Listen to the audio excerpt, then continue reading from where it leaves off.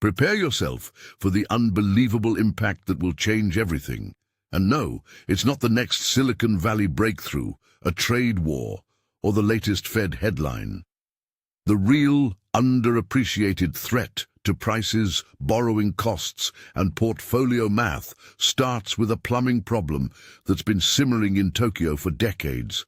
Japanese long-term bonds, the carry trade they supported, and the sudden shift in that dynamic. Stick with me. This thread rewrites a lot of assumptions about where risk lives in global markets. For 30 years after Japan's late 1980s asset bubble burst, something strange happened. Japan effectively became the world's patient, low-cost lender. The Bank of Japan pushed short rates to zero and later into negative territory. When ordinary policy tools didn't revive inflation, the BOJ moved to yield curve control, a policy that kept long-term Japanese government bond yields artificially anchored near zero. Yield curve control, or YCC, simply meant the BOJ committed to buying whatever it took to keep long-term rates capped. Short definition, YCC held long yields down, not by telling markets what to expect, but by promising to buy bonds so yields would not rise. That cheap long-duration environment did more than shape domestic Japanese markets. It created a global plumbing arrangement. Domestic investors, pension funds, life insurers, large banks found Japanese bonds so unappealing that many went abroad to hunt yield. They borrowed or used cash tied to yen rates near zero, converted to dollars, and bought higher-yielding U.S. treasuries, mortgage-backed securities, and corporate debt. That pattern, in its simplest form, is the carry trade.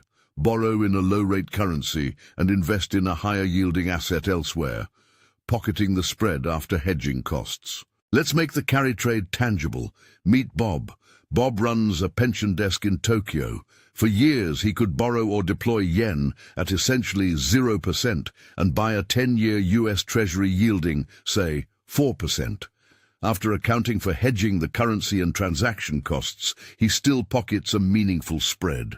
Multiply Bob by thousands. Japanese institutions are huge allocators with mandate-driven needs to invest.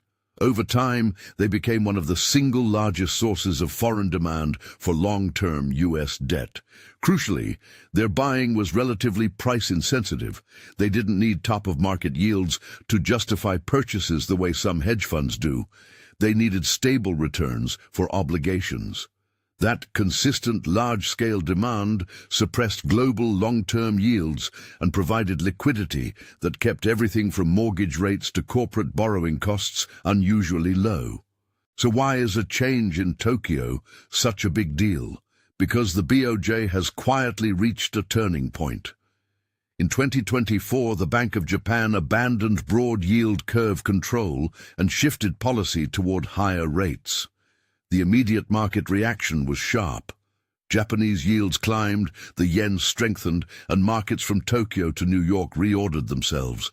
But the deeper implication is structural. When Japanese yields rise, the math behind the carry trade changes. The spread that made borrowing in yen and buying U.S. debt attractive narrows or evaporates. Hedging currency exposure, which is a non-negotiable for many institutional investors, becomes more expensive. The incentive to keep funds parked abroad weakens. In plain terms, capital starts to come home. This repatriation is the key transmission channel. One of the biggest, most steady buyers of U.S. long-term assets reduces its appetite. Demand for U.S. treasuries falls at the margin. When demand for long-duration paper drops, prices fall and yields rise. Remember, long-term yields are a market-clearing price set by supply and demand over time. The Fed sets the short end of the curve through policy rates. It is not the Fed, however, that directly sets where 10-year or 30-year yields land. That's the job of global buyers and sellers of duration. So even if the Fed signals future rate cuts, long-term rates can remain elevated if long-duration buyers retreat. Why does this matter beyond the bond market? Long-term yields are the backbone of pricing across the financial system. They serve as the discount rate for stock valuations. Higher long yields lower the present value of expected future corporate cash flows. They anchor mortgage rates. In many markets, the 10-year Treasury is a key reference for 30-year mortgage pricing, directly influencing what homeowners pay to borrow. They set the cost of issuing long-term corporate debt, influencing investment decisions and refinancing costs, so a sustained increase in long-term yields is a liquidity tightening that radiates through stocks, housing and credit markets. An everything problem, not merely a bonds problem. Let's walk through the arithmetic with a simple example to keep the mechanism clear, without pretending precision where none exists. Suppose Bob's Tokyo desk used to borrow at 0% and buy a 10-year US Treasury at 4%, hedging currency for a cost of 1%, netting around 3%. If Japanese yields rise to 1 to 2% or hedging costs double because the yen is volatile, that net falls to near zero or becomes negative. Suddenly Bob's incentive to buy treasuries disappears. Multiply that effect across many large agents, and the shift in demand is material. US Treasury auctions that relied on foreign participation will see thinner bids. Dealers and other market makers must absorb more supply. Yields rise until enough domestic or alternative foreign buyers step in at the new price. A crucial subtlety. The Fed can still meaningfully influence short-term rates and thereby market expectations. But if the market supply-demand balance for long-term duration changes, the Fed's traditional transmission channel can be blunted. Imagine the Fed cutting its policy rate to stimulate growth, but long-term yields stay high because global buyers have left. Mortgage rates don't fall, refinancing stalls, and the hoped-for monetary stimulus loses potency. In other words, the central bank's punch may be blunted by a shortage of long-duration demand. There are a few ways this plays out across asset classes. On equities, higher long yields increase discount rates, reducing the value of distant earnings. Growth-oriented sectors, where a large portion of value sits in far-off cash flows, are particularly sensitive. Valuation multiples compress. On housing, mortgage lenders link pricing to long-duration benchmarks. If 10-year yields rise and don't budge, mortgage rates remain elevated, slowing refinancing and dampening house price gains. On corporate credit, the cost of issuing long-dated bonds climbs. Refinancing becomes more expensive, and credit spreads can widen if investors demand compensation for duration risk or possible credit deterioration during a growth slowdown. Another important dynamic is curve steepening. If the Fed keeps short rates high or even cuts modestly while long yields rise because of reduced foreign demand, the yield curve steepens. A steepening curve can be benign, reflecting higher term premia, or it can signal stress if it accompanies tighter financial conditions for borrowers. The precise outcome depends on whether the market reprices because it believes growth and inflation will be stronger, or because there's simply less credit available at prior prices. In our scenario, a liquidity change caused by repatriation. The latter is a central risk. There are two broad scenarios to keep in mind, both consistent with the same BOJ-driven shift, but differing in severity. The benign route. Markets gradually absorb the reduction in foreign demand. Other investors step up, yields drift higher over months, valuations adjust, and the economy rebalances without acute stress. The more difficult route, withdrawal of price-insensitive Japanese demand, happens faster than new buyers arrive. Treasury auctions see weaker demand. Liquidity in some fixed-income sectors deteriorates, credit conditions tighten, refinancing becomes costly, and businesses that relied on cheap funding face strain. That scenario raises the probability of a growth slowdown and forces sharper valuation repricing in equities. It's tempting to treat the BOJ change as the single villain that will cause everything to collapse. Don't do that. The BOJ's policy shift is a powerful catalyst that raises the odds of disruptive outcomes, but it acts alongside many other forces. Domestic fiscal policy, U.S. growth and inflation dynamics, corporate balance sheets, and global risk appetite. The correct framing is probabilistic. This shift meaningfully increases the risk of sustained higher long yields and the cascade of effects that could follow. If you're wondering why this story hasn't dominated headlines or become the next viral narrative, there are two answers. First, it's complex. The causal chain runs across currencies, hedging costs, institutional behavior, and auction mechanics. Not the kind of one-sentence drama that travels fast on social. Second, it's slow-moving. The pipeline between policy decisions in Tokyo and repricing across global asset classes can take weeks or months. That makes it less sensational to click into, but no less consequential. So what should you watch? There's a practical watch list that offers early warning signs and context on momentum. Monitor the Bank of Japan's JGB purchases and communication. How aggressively does the BOJ step in if yields jump? Watch Japanese domestic yields, especially the 10-year JGB and the yen. Track net foreign holdings of U.S. Treasuries in flow data. Large retrenchments are a red flag. Keep an eye on Treasury auction bid-to-cover ratios. Weakening metrics there can precede upward pressure on yields. Follow hedging costs in cross-currency swaps and the implied cost of hedging yen-dollar exposure. Rising hedging costs are a direct kill switch on the carry trade. Lastly, watch the 10s-2s slope for signs of steepening and mortgage spreads, for signs that higher long yields are passing through to consumer borrowing costs. Here's a small mental checklist to prepare for likely near-term effects without veering into investment instruction. Recognize that headlines may lag real risk. Understand the causal chain from Japanese yields to U.S. long-term rates.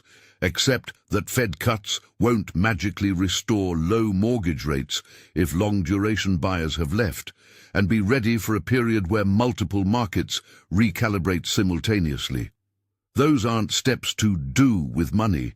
They're ways to think about scenarios and to follow the indicators that matter. Quick aside, commentators like Ray Dalio have long highlighted how extended cycles of low interest rates shape risk behavior and leverage. That perspective helps explain why a structural removal of a major low-cost liquidity source can have outsized effects. We're watching a change in the inputs to a system that was built, in part, on decades of cheap, patient Japanese capital. Mid-roll sponsor, a short word from our partner. Producing clear, data-driven analysis like this requires reliable tools, real-time yield data, cross-border flow trackers, and clean visualization platforms. Today's episode is supported by a service that helps us pull live auction stats, swap-level hedging costs, and flow snapshots into coherent charts, the same kind of toolkit that makes complex macro stories actionable for viewers.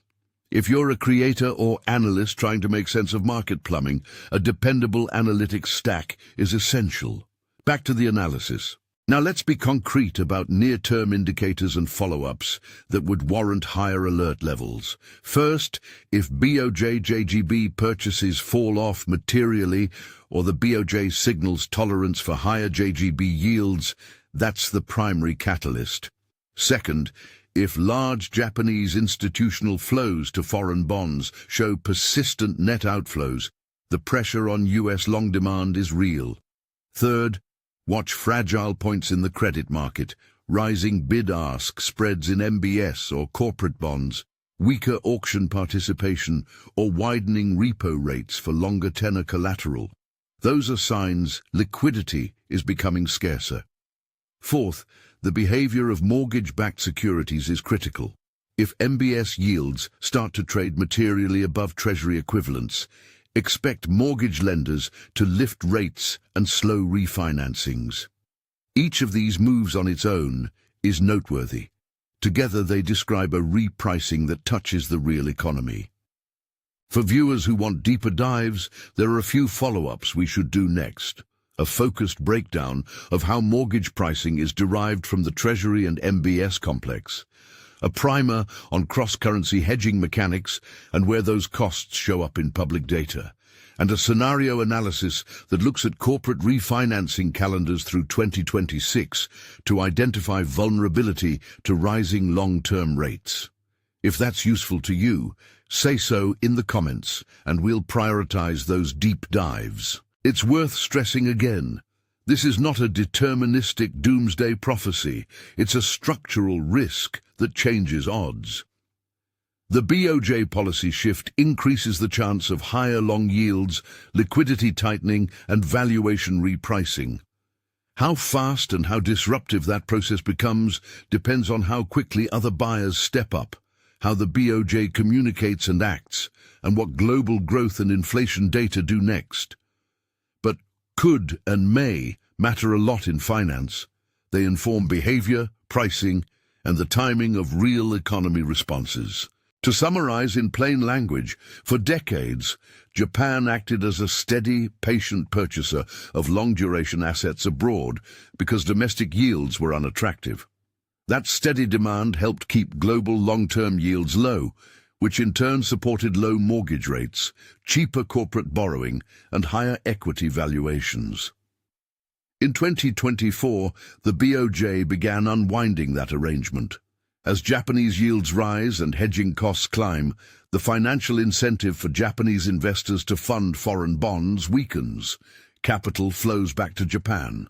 Less foreign demand for US long-term bonds pushes those yields up.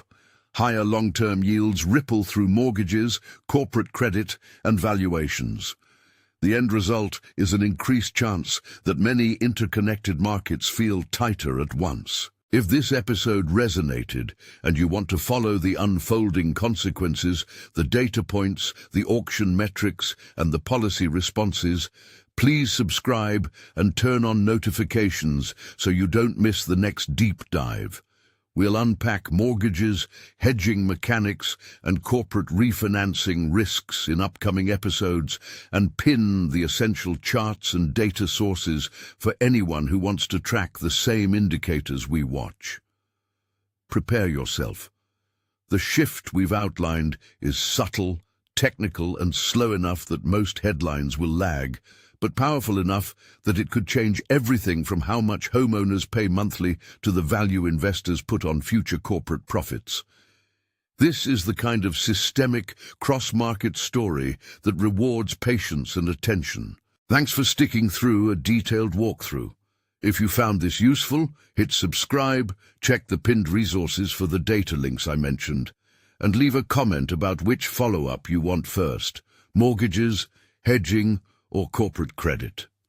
We'll be watching the BOJ, JGB yields, foreign holdings, and Treasury auction metrics closely, and reporting back with clear, evidence-based updates as the story unfolds.